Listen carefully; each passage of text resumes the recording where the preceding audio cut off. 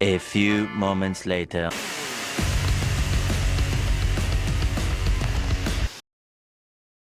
Hello, I I had surprise.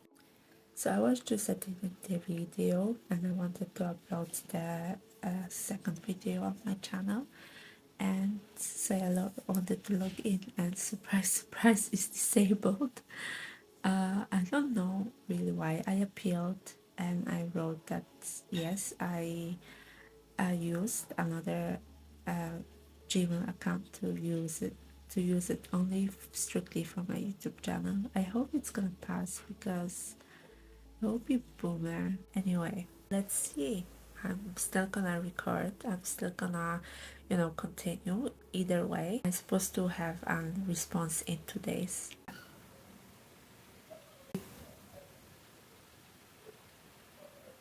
Hello from my bed. I just woke up. It's Wednesday, and for last 4 days I was struggling a lot with low grade, so 37 and 5. I didn't know what is happening, and but I also knew that I don't want to take any medication because this is very low temperature and it doesn't make sense to take medication. I think I know what's happening. I think there's some kind of infection in my knee or overall my right leg. I have been struggling with knee problems like from the moment I was 14. I'm walking a lot, like 6 kilometers, 5 kilometers a day. I think it's very affecting my knees, and this is very sad because one of my dreams was to run an ultra marathon. Hi, I am editing now. And let's say I was very generous, saying that I would love to run an ultra marathon. Mama, I would love to run a marathon, period. Anyway, back to the video. I know I won't be just able to do it. Today I woke up and I feel much better. I'll be surprised if I still have like low grade fever, or maybe my body is just adjusting to it. I just like felt very weird today. They were like popping. Just literally like, when you try to like pop your fingers. So I will have this sound on my knees, and I got like paranoid. I got like a huge anxiety. I just like cried. I did some like an anxiety meditation. It just kind of put me back down. I am just so afraid. I don't know even how to explain it, but it's like very painful. It's the worst pain I ever had in my life. So I am so paranoid that it's gonna happen to me again.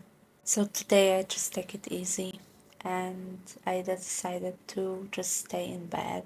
However, I realize it's very, very hard for me as I'm a naturally active person. Don't like to stay in bed because I feel like I'm wasting my time. I am like genuinely thinking that health is the most important thing in the fucking world. It's giving Madonna, Vogue, it's giving life, gold. So the thing with my YouTube channel is that actually they restored it, but I needed to verify it and they wouldn't accept my phone number. I don't know. I don't know. This is so fucked up. Like, I can understand that they are afraid that some people will do the spam accounts or whatever. It's so frustrating because I don't know what to do. I will try to open a new channel. So this vlog probably gonna be more of a talk vlog. I didn't record anything I could show you in the vlog, but few things happened. Thursday I went like buy groceries and I was like going very slowly. Yeah, the paranoia kinda went away, so I was in better state of mind. On Friday it was the funeral of a family friend that passed away. The thing is that last time when I saw her it was like a year ago, the Christmas day, because she usually went with her husband on the first day of Christmas. she had the diagnosis, but she looked very well. In my mind, she was still kind of healthy, and then I moved to another country for over a year. So when I came back here, I knew that she is sick because my sister and my mom was telling me about it, but I didn't see her.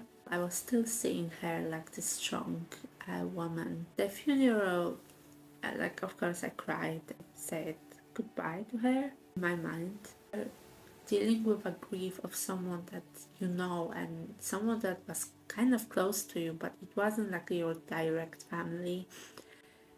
Your grief is a little bit different. It's not like direct, but it's like come in waves. You just start to think about the person, and you maybe like cry a bit, and then like a few minutes, and then you just go back to your normal life. And I think it's basically how it's this with me.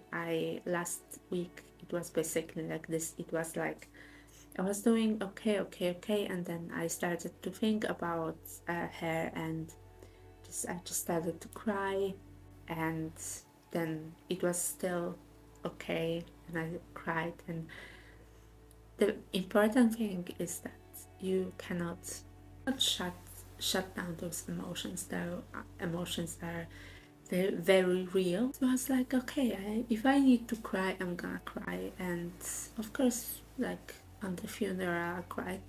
It was a beautiful ceremony, and it was really cool because I definitely tried to capture her spirit, and she was like this very happy person. So instead of sad songs, they put on a singer that she really liked. So she, during the ceremony, it was two songs of her. During the weekend, I went for a walk. First time I went very slow. I did like 4 kilometers, but it was like very slow. Sunday I think I went also out.